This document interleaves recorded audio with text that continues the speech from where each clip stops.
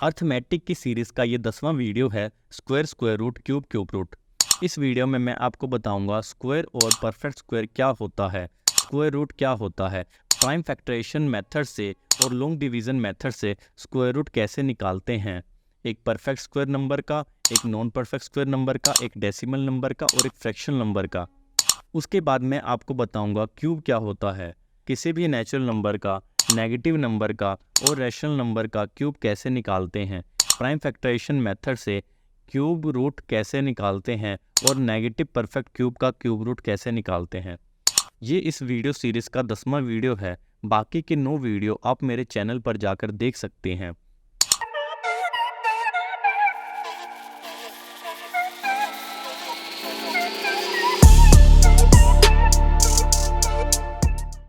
Square का मतलब होता है किसी नंबर को खुद से गुना करना, यानी x इंटू एक्स यानी एक्स स्क्वायर।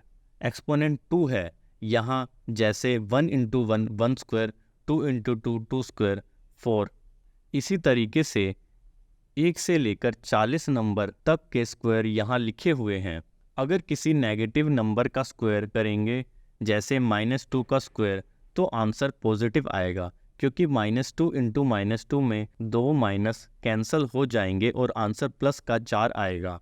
हर नेगेटिव नंबर का स्क्वायर पॉजिटिव ही होगा। परफेक्ट स्क्वायर उन नंबर को बोलते हैं जो किसी न किसी इंटीजर का स्क्वायर हो, यानी कोई तो ऐसा इंटीजर है जिसका स्क्वायर करने पर वो दिया हुआ नंबर आ रहा है और हम उसे परफेक्ट स्क्वायर कहेंगे, जैसे 1 4 9 16 25 36।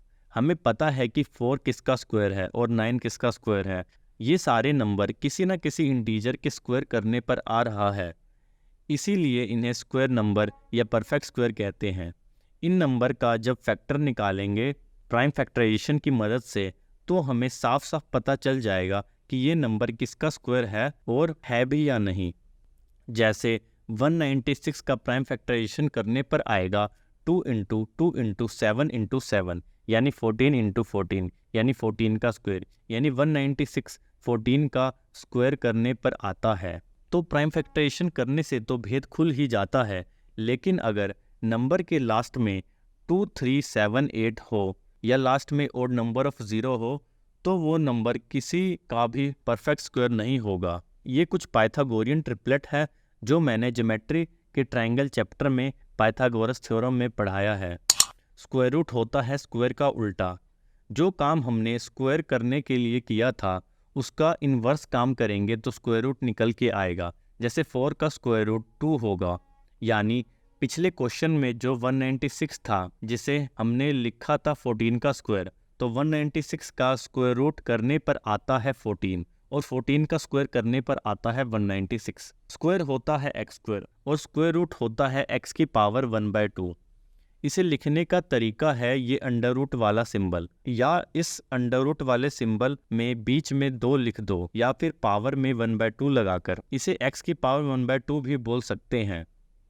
तो किसी नंबर का स्क्वायर रूट कैसे निकालें? अगर नंबर परफेक्ट स्क्वायर है तो प्राइम फैक्टराइजेशन मेथड यूज़ कर लो। सबसे पहले तो जिसका स्क्वायर रूट निकालना है उसका प्राइम फैक्टर से निकाल लो। कैसे निकालेंगे ये मैंने इस सीरीज़ के तीसरे वीडियो में बताया था। उसके बाद प्राइम फैक्टर्स के पेयर यानी जोड़े बना लो और हर पेयर में से एक संख्या को बाहर निकाल लो। जैसे 784 का फैक्टर होगा 2 into 2 into 2 into 2 into 7 into 7।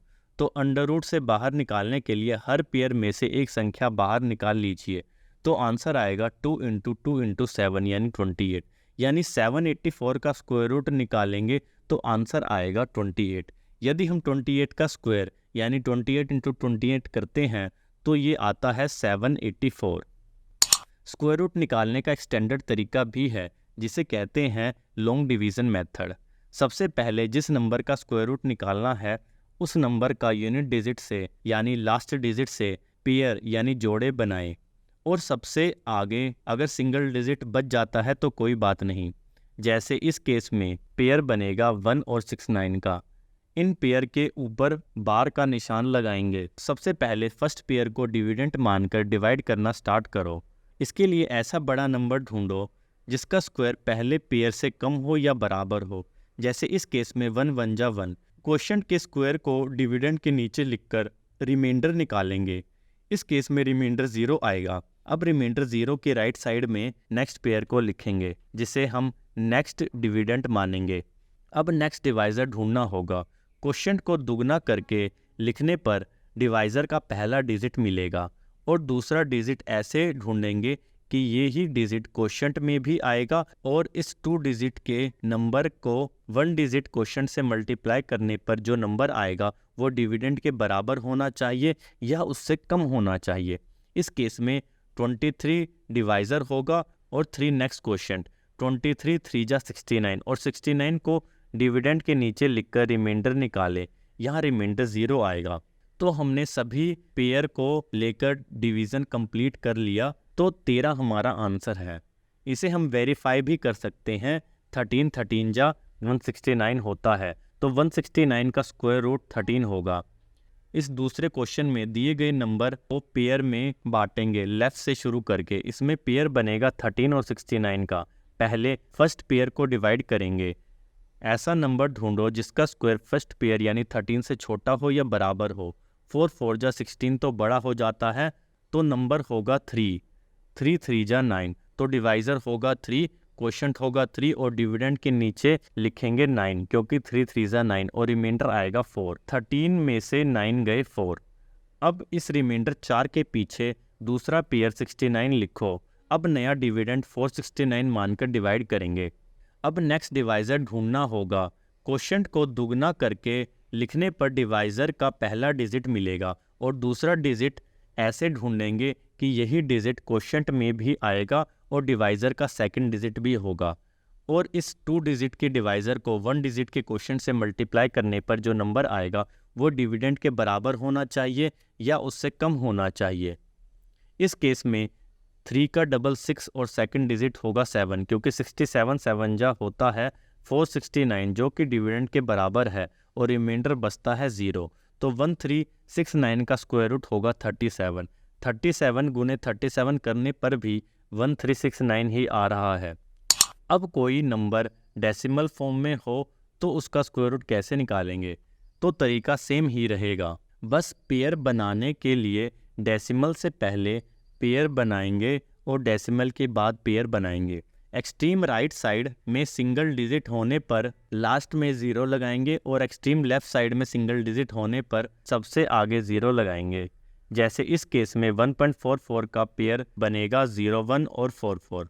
First pair को डिविडेंड मानकर डिवाइड करना शुरू करो। ऐसा नंबर ढूंढो जिसका स्क्वायर फर्स्ट पेयर यानी 1 से छोटा हो या बराबर हो। 1 1 जा 1, तो डिवाइज़र होगा 1, क्वोशिएंट होगा 1 और डिविडेंड के नीचे लिखेंगे 1 क्योंकि 1 1 जा 1 और रिमाइंडर आएगा 0। एक में से एक गए 0। होल पार्ट खत्म होने के बाद क्वोशिएंट में डेसिमल लगाएंगे। बाकी प्रोसेस सेम रहेगा। अब नेक्स्ट पेयर यानी अगला डिविडेंड है 44। अब नेक्स्ट डिवाइज़र ढूंढना होगा। क्वोशिएंट को दुगना करके लिखने पर डिवाइज़र का पहला डिजिट मिलेगा और दूसरा डिजिट ऐसे ढूंढेंगे कि यही डिजिट क्वोशिएंट में भी आएगा और डिवाइज़र का सेकंड डिजिट भी होगा।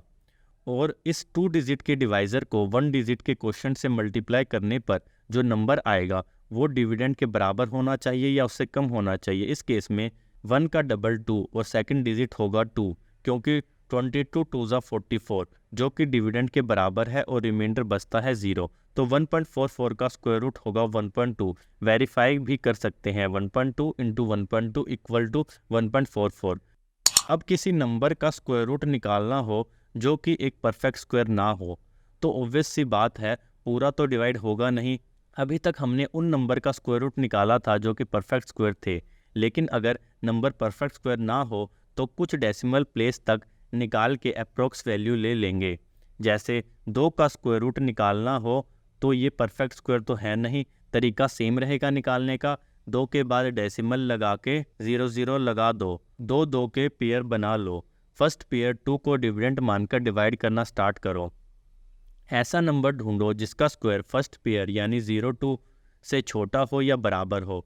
2 2 जा 4 तो बड़ा हो जाता है, तो नंबर होगा 1 1 जा 1, तो डिवाइज़र होगा 1, क्वोशिएंट होगा 1 और डिविडेंड 0 2 के नीचे लिखेंगे 1 क्योंकि 1 1 जा 1 और रिमाइंडर आएगा 1।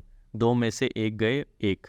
अब इस रिमाइंडर 1 के पीछे अगला पेयर 0 0 लिखो। अब नया डिविडेंड 100 मानकर डिवाइड करेंगे। अब नेक्स्ट डिवाइज़र ढूंढना होगा। क्वोशिएंट को दुगना करके लिखने पर डिवाइज़र का पहला डिजिट मिलेगा और दूसरा डिजिट ऐसे ढूंढेंगे कि यही डिजिट क्वोशिएंट में भी आए और डिवाइज़र का सेकंड डिजिट भी होगा, और इस 2 डिजिट के डिवाइज़र को 1 डिजिट के क्वोशिएंट से मल्टीप्लाई करने पर जो नंबर आएगा वो डिविडेंड के बराबर होना चाहिए या उससे कम होना चाहिए। इस केस में 1 का डबल 2 और सेकंड डिजिट होगा 4, क्योंकि 24 4 जा होता है 96 और रिमाइंडर बचेगा 4। नेक्स्ट पेयर है 0 0, उसे रिमाइंडर के पीछे लिखेंगे। अब अगला डिविडेंड होगा 400। क्वोशिएंट को दुगना करके लिखने पर डिवाइज़र के 2 डिजिट मिलेंगे और तीसरा डिजिट ऐसे ढूंढेंगे कि यही डिजिट क्वोशिएंट में भी आए और डिवाइज़र का तीसरा डिजिट भी हो, और इस 3 डिजिट के डिवाइज़र को इस तीसरे डिजिट से मल्टीप्लाई करने पर जो नंबर आएगा वो डिविडेंड के बराबर होना चाहिए या उससे कम होना चाहिए। इस केस में 14 का डबल 28 और थर्ड डिजिट होगा 1, क्योंकि 281 1 जा 281 400 से छोटा और रिमाइंडर बचेगा 119। फिर से यही स्टेप रिपीट करेंगे। नेक्स्ट पेयर 0 0, रिमाइंडर के पीछे लिखेंगे और सारे स्टेप रिपीट करेंगे तो आंसर आएगा 1.4142 अप्रोक्स वैल्यू। तो 2 का अंडर रूट होता है 1.4142। फ्रैक्शन नंबर और रैशनल नंबर का स्क्वायर रूट करने के लिए न्यूमरेटर का और डिनोमिनेटर का स्क्वायर रूट करेंगे और आंसर फ्रैक्शन में आएगा। जैसे अंडर रूट 441 और अंडर रूट 961 स्क्वायर रूट करने पर आएगा 21/31। क्यूब का मतलब होता है किसी नंबर को खुद से 3 बार गुना करना। अगर नंबर x है तो x का क्यूब होगा x into x into x, यानी x क्यूब। एक्सपोनेंट 3 है यहाँ, जैसे 2 का cube 2 into 2 into 2 8।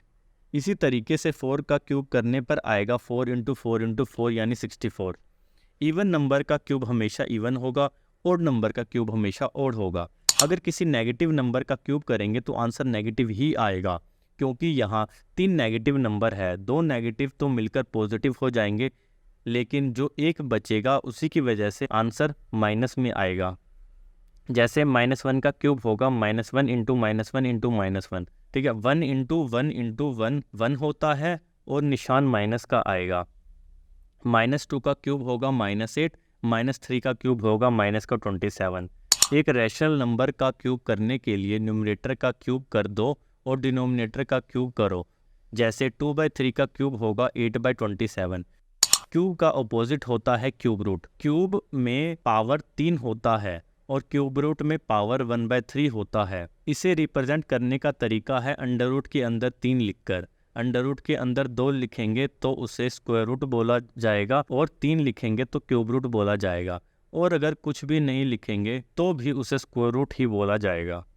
Cube root के अंदर जब 3 फैक्टर एक जैसे होंगे तो एक बाहर आ जाता है। जैसे cube root of y into Y into Y बराबर होगा y के।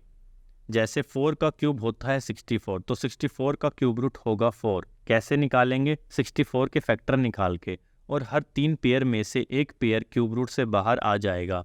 एग्जाम्पल 216 का प्राइम फैक्टराइजेशन करने पर आता है 2 into 2 into 2 into 3 into 3 into 3। तो 216 का क्यूब रूट निकालने पर एक तो 2 बाहर आएगा और एक 3, तो आंसर आएगा 2 इंटू 3 यानी 6, यानी 216 का क्यूब रूट है 6। इसे वेरीफाई भी कर सकते हैं। 6 का क्यूब होगा 6 इंटू 6 इंटू 6 यानी 216। इसी तरीके से 15,625 का क्यूब रूट निकालने के लिए इसे प्राइम फैक्टराइजेशन करेंगे तो आएगा 5 into 5 into 5 into 5 into 5 into 5। Cube root करने पर 3 बार 5 के 2 पेयर बन रहे हैं, तो एक 5 पहले पेयर में से और दूसरा 5 दूसरे पेयर में से बाहर आ जाएगा, तो आंसर आएगा 25। Perfect cube. कोई भी नंबर जिसका क्यूब रूट करने पर एक इंटीजर आता हो तो उसे परफेक्ट क्यूब कहेंगे। 216 एक परफेक्ट क्यूब है क्योंकि इसका क्यूब रूट करने पर 6 आता है। इसी तरीके से 1, 8, 27, 64, 125, 216, 343 ये सारे परफेक्ट क्यूब हैं। नेगेटिव परफेक्ट क्यूब का क्यूब रूट करने के लिए उसका फैक्टर निकाल कर 3-3 के पेयर बनाएंगे। हर पेयर में से एक टर्म बाहर आ जाता है। क्यूब रूट ऑफ -1 यानी cube root of -1 into -1 into -1, तो -1 बाहर आ जाएगा तो आंसर आएगा -1। क्यूब रूट ऑफ -64 यानी cube root of -4 into -4 into -4, इन तीनों का मल्टीप्लिकेशन -64 होता है। एक -4 बाहर आ जाएगा तो आंसर होगा -4। इसी तरीके से क्यूब रूट ऑफ -216 होगा cube root of -6 into -6 into -6, -6 बाहर आ जाएगा तो आंसर होगा -6।